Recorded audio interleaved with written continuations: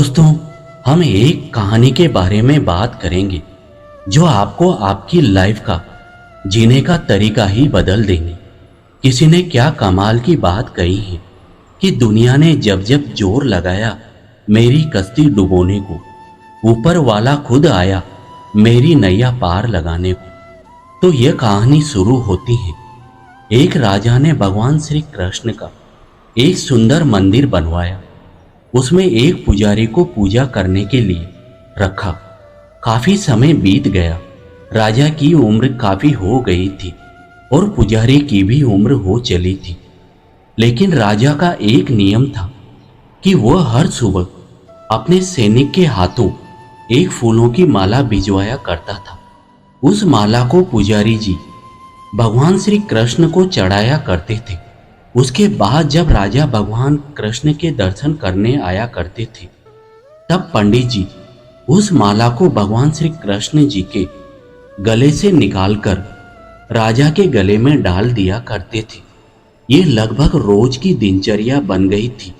पुजारी जी वृद्ध हो चुके थे और राजा भी वृद्ध हो चुके थे। एक दिन राजा की तबीयत खराब हो जाती है तो राजा ने फूलों की माला सिपाही के हाथों भिजवाते हुए सिपाही से कहा कि पंडित जी से कहना कि आज हमारी तबीयत ठीक नहीं है, तो आज हम आ नहीं पाएंगे, तो आज हमारा इंतजार ना करें।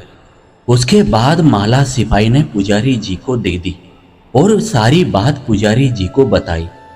पुजारी जी ने भी माला को श्री कृष्ण जी को चढ़ा दी। तो उसके बाद पुजारी जी ने सोचा कि इतने साल गुजर गए कि भगवान श्री कृष्ण जी की माला को हमेशा राजा जी को ही पहनाई है, लेकिन आज तक ये माला मैंने खुद नहीं पहना। तो हो सकता है कि ये जरूर प्रभु की इच्छा है कि इतने सालों में आज मौका मिला है कि प्रभु की इस माला को मैं अपने गले में पहन पाऊं। तो इस बार पुजारी जी ने वह माला अपने गले में डाल ली। लेकिन तभी सिपाही दौड़ते हुए आया और बोला कि महाराज को वहां कुछ ठीक नहीं लग रहा है। राजा साहब मंदिर की तरफ ही आ रहे हैं, आप तैयारी करना शुरू कीजिए। राजा को लगा कि इतने सालों की परंपरा कहीं टूट न जाए, इसलिए वो मंदिर की तरफ आए।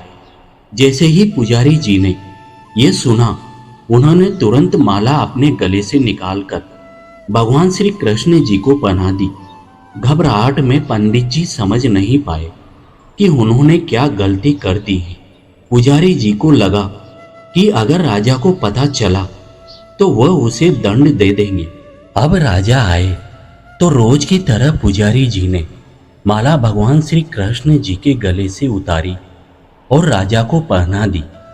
लेकिन राजा की नजर माला पर पड़ी। उसमें एक सफेद बाल था। राजा को बात समझ में आ गई कि ये सफेद बाल पुजारी का है। राजा ने पुजारी से पूछा कि क्या इस माला को आपने पहना था? ये सफेद बाल कहां से आया?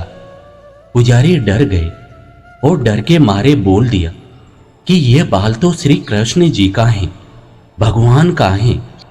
राजा को गुस्सा आ गया कि एक तो तुम छल कर रहे हो और ऊपर से झूठ बोल रहे हो।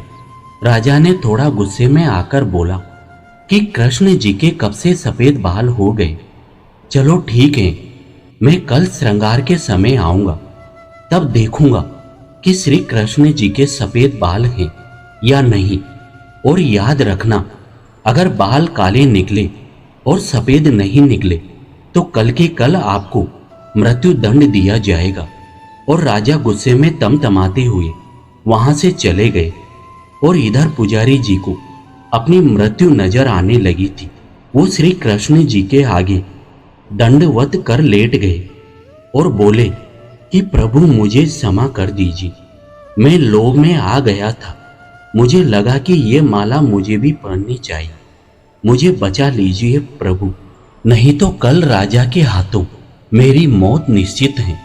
पुजारी पूरी रात भगवान श्री कृष्ण जी से विनती करते रहे, सोते रहे, प्रार्थना करते रहे कि प्रभु मुझे बचा लीजिए। अगली सुबह राजा श्रृंगार के समय पहुंचे और पहुंचने के बाद राजा ने पुजारी से कहा कि पुजारी जी, मुकुट उतारिए, मुझे बिहारी जी के केस देखने हैं। पुजारी जी ने डरते डरते मुकुट उतारा। राजा चौंक गए। श्री कृष्ण जी की मूर्ति के बाल सफेद थे, लेकिन राजा को लगा कहीं ऐसा तो नहीं कि पुजारी फिर कोई छल कर रहा है। कहीं इसने अपनी जान बचाने के लिए श्री बिहारी जी के बाल रंगवा तो नहीं दिए। तो बाल की जांच करने के लिए वो बाल तोड़ने लगे, और जैसे ही राजा ने बाल तोड़े तो मूर्ति में से खून बहने लगा। राजा ये देखकर भगवान श्री कृष्ण जी के चरणों में गिर गए, क्षमा मांगने लगे कि हे भगवान, मुझे क्षमा कर दो, मुझसे बहुत बड़ा पाप हो गया। मैं शक में इतना अंधा हो गया कि मैं सही गलत को नहीं पहचान पाया। तभी मूर्ति में से आवाज आई कि राजा, तुमने मुझे सिर्फ मूर्ति माना, इसलिए मैं आज से तुम्हारे लिए सिर्फ मूर्ति हूं। लेकिन इस पुजारी ने मुझे साक्षात भगवान के रूप में देखा, इसलिए इसको जान बचाने के लिए मुझे अपने बालों को सफेद करना पड़ा, खून की धारा बहानी पड़ी ताकि तुम्हें समझा पाऊं। और उसके बाद राजा को अपनी गलती पर पछतावा हुआ, लेकिन अब कुछ नहीं हो सकता था। इसलिए वो कहते हैं कि अगर मानो तो पत्थर में भी भगवान है, नहीं तो साक्षात आपके सामने भगवान आ भी जाए तब भी आप उनकी सत्यता नहीं मानेंगे। अगर आप सच में भगवान को देखना चाहते हैं तो आपके सिर्फ भाव होने चाहिए।